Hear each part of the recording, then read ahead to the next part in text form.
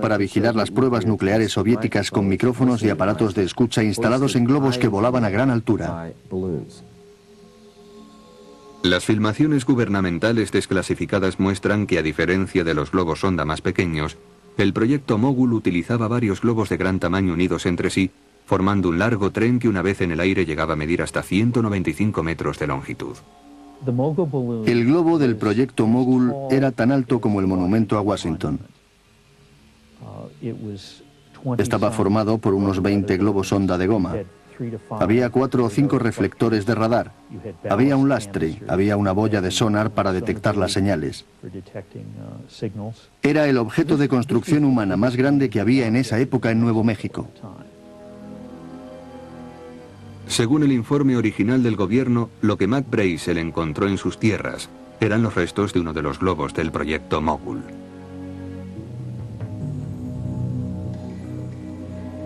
En una caja fuerte de los archivos nacionales se guardaba esta misteriosa caja de madera junto con los archivos recientemente desclasificados.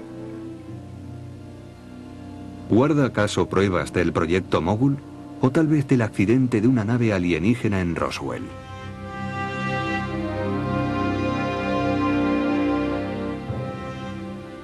Ahora podemos ver la estructura de madera de balsa y papel y el brillante material parecido al papel de aluminio que intrigó a tantos testigos cuando el general Ramey lo exhibió por primera vez en 1947.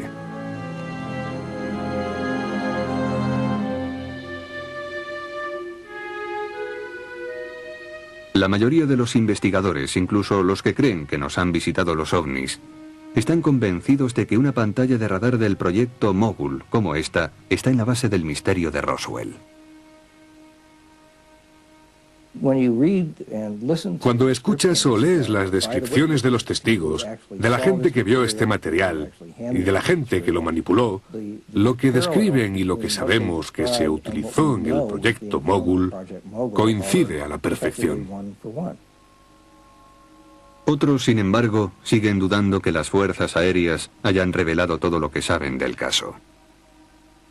En el informe redactado decían que los restos pertenecían a un globo del proyecto Mogul clasificado como alto secreto, pero ahí no se acaba la historia porque no se ocuparon de todos los hechos, solo de los que consideraron que eran consecuentes con su teoría del proyecto Mogul.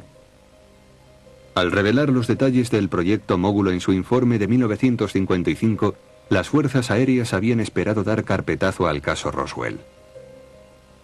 Sin embargo, plantearon aún más preguntas sobre lo que ocurrió en el desierto de los alrededores de Roswell, Nuevo México, en verano de 1947, y sobre los demás secretos que pudiera estar ocultando todavía el gobierno. ¿Dónde estaban los restos? ¿Dónde estaban los cuerpos de los alienígenas descritos por tantos testigos presenciales? Así que las fuerzas aéreas decidieron preparar un segundo informe más detallado y extenso que se ocupase de otras historias extrañas y fantásticas que rodean al caso Roswell.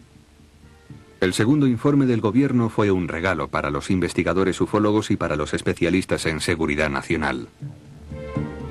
Para explicar los relatos de los testigos presenciales de Roswell, las fuerzas aéreas de los Estados Unidos se vieron obligadas a sacar a la luz informaciones y filmaciones relativas a una gran variedad de proyectos gubernamentales de alto secreto. Estos archivos contienen la información básica sobre proyectos secretos de las fuerzas aéreas a lo largo de un periodo de varias décadas. Tenemos los detalles cotidianos de los vuelos secretos de globos y de toda clase de naves experimentales que ponían a prueba en el desierto.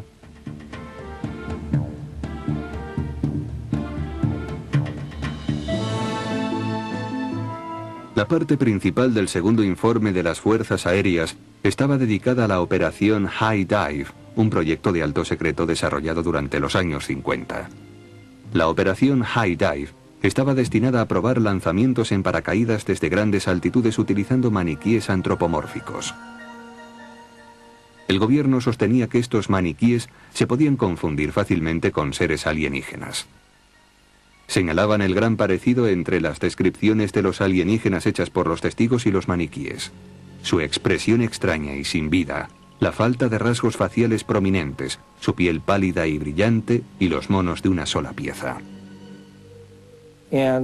Por supuesto, los maniquíes parecen humanos, pero no son humanos y en cierto sentido tienen un aspecto muy peculiar. Pienso que esos maniquíes, además de recordar la forma humana, parecen también de otro mundo. Naturalmente, si uno hubiera visto a uno de esos maniquíes cayendo sobre el desierto en un paracaídas, y si uno fuese alguien que ha oído contar historias sobre naves extrañas, podría llegar a la conclusión de que los extraterrestres habían aterrizado en su desierto. Además de la operación High Dive, el segundo informe de las Fuerzas Aéreas revelaba otros experimentos de alto secreto realizados a grandes altitudes durante los años 40, 50 y 60.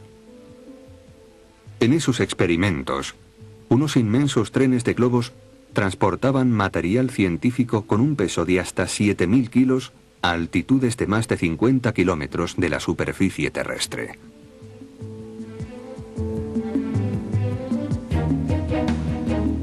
Como se ven en estas filmaciones recientemente desclasificadas, los globos de grandes altitudes se utilizaban también para probar el reingreso en la atmósfera de prototipos de la NASA. Algunos de estos prototipos contaban con autopropulsión y capacidad de aterrizaje dirigido. Incluso hoy, muchos de estos artefactos parecen de procedencia extraterrestre. En los años 40 e incluso en los 50, la mayoría de la gente conocía a los aviones por los noticiarios cinematográficos en los que se veía a las estrellas de cine subiéndose a un DC-3. Tenían una idea muy clara de lo grande que era un avión y sabían que tenía unas grandes alas y unas hélices. Ese era su punto de referencia de lo que debía ser un avión. Y un artefacto de forma circular era algo realmente extraterrestre. Un globo flotando a 3.000 pies de altura es un objeto inmenso. En potencia tiene varias decenas de metros de diámetro. Además, puede parecer que los globos se mantienen inmóviles en el aire, y si se encuentran con una fuerte corriente de aire parecen arrancar de pronto a más de 150 kilómetros por hora. De modo que la gente veía un objeto muy exótico, con forma de disco, moviéndose de una forma en la que jamás se movería un avión, y el que lo veía naturalmente decía que había visto un platillo volante. El segundo informe de las Fuerzas Aéreas ofrecía algunas explicaciones plausibles para muchos de los elementos más estrafalarios de los relatos de testigos presenciales en Roswell. ¿Pero era realmente un informe completo de las actividades gubernamentales de alto secreto? ¿O seguían ocultando pruebas que podrían arrojar luz sobre el caso? A continuación, veremos cómo unos expertos independientes revelan nuevas pruebas acerca de algunos proyectos de alto secreto que podrían explicar los aspectos más polémicos de las declaraciones de los testigos. En las semanas que siguieron a la desclasificación de los documentos gubernamentales sobre los famosos incidentes de Roswell, los expertos de nuestro programa examinaron el contenido de las 11 cajas de archivos, filmaciones y fotografías. Buscaban pruebas que pudieran ayudar a explicar las muchas y fantásticas declaraciones que sostenían que unas naves extraterrestres se habían estrellado en Roswell en el verano de 1947. Unas declaraciones de las que no se da cuenta totalmente en ninguno de los dos informes oficiales de las Fuerzas Aéreas. Pero mientras nuestros investigadores buscaban respuestas, se encontraron con nuevos misterios. En los archivos hay unas cuantas cosas difíciles de explicar, como por ejemplo un largo informe acerca de un consejo de guerra celebrado en la década de los 50. Las 300 páginas de la transcripción del proceso cuentan los sórdidos detalles de la relación entre un médico y una enfermera del hospital de la base aérea de Roswell. En la transcripción se describe la personalidad de la enfermera como muy sugestionable e histérica. ¿Podría tratarse de la enfermera con la que Glenn Dennis dijo haberse encontrado, la que le habló de las autopsias a extraterrestres realizadas en el hospital de Roswell? Los elementos de las dos historias parecen coincidir, pero hay una discrepancia.